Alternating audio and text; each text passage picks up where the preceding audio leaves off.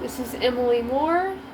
I am doing Lo and Behold, Reveries of a Connected World with my boyfriend Joey. Let's do this. Well, having watched this movie, I found this movie to be fairly informative. Tell me, what do you think the advantages are to watching this documentary? What are some things that we can really take away from a production like this? Well, one of the first things you can pick up is just how much we've already accomplished in terms of technological development. And not just the tech itself, but how we apply it, for better or worse. The documentary doesn't really focus just on the internet as a system or a tool. It goes deeper. It's more about what technology reveals about us, about human nature. Really? That's interesting. What do you mean by that? In the early chapters of the documentary, you get this clear sense of optimism. Herzog explores the birth of the internet at UCLA, like literally the first message ever sent. And what's crazy is that the first intended word was login, but only LO came through before the system crashed. That accident becomes almost poetic. It's like the internet's first message to the world was lo, as in behold. It sets the tone for the wonder. Well, I guess we can call that serendipitous. That moment, accidental or not, kicks off the internet age with this sense of marvel. And then you get these examples of how people came together to do things that weren't possible before. One of the stories Herzog includes is about a molecular science puzzle that was gamified. People from all over the world, many of whom weren't even scientists, worked together online to help solve protein folding problems that professionals had been stuck on for years. That's collaboration at a global scale, powered by shared curiosity.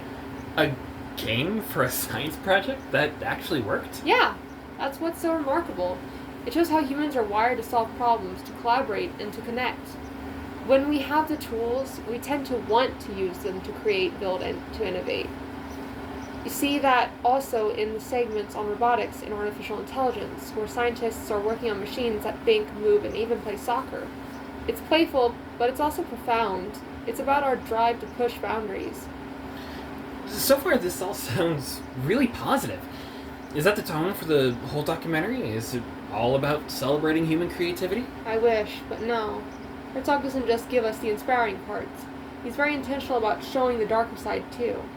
Because the internet, like any tool, reflects the people who use it.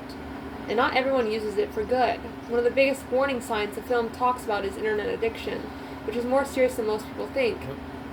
He interviews patients at a treatment center in Washington State. These are people whose lives have been completely overtaken by their need to be online. For some, it meant isolating themselves from their families, damaging their health, and losing their sense of reality. That's really rough.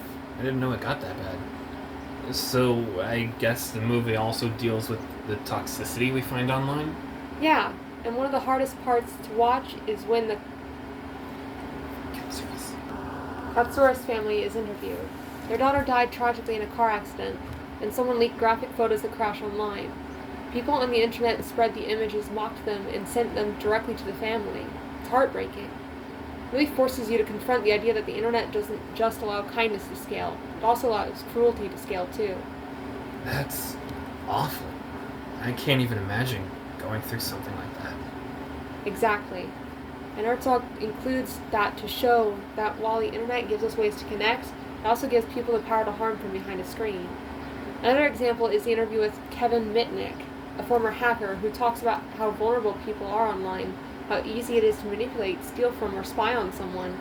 That kind of danger feels abstract until you hear it straight from someone who did it.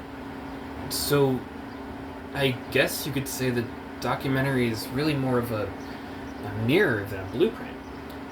Yeah, that's a great way to put it. It's not telling us what to think or how to feel. It's showing us the full range of what the internet brings out in us. The wonder and the horror. And that's where I think the heart of the film really is, its refusal to simplify.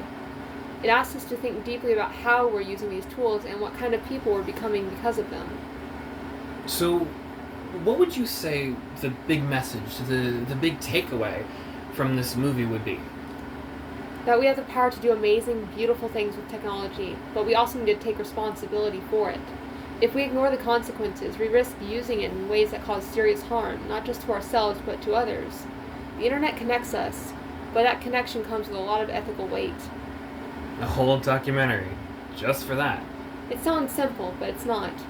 Like filmmaker Dietza Bertov once said, it's our, it's Keep going. it is far from simple to show the truth, yet the truth is simple.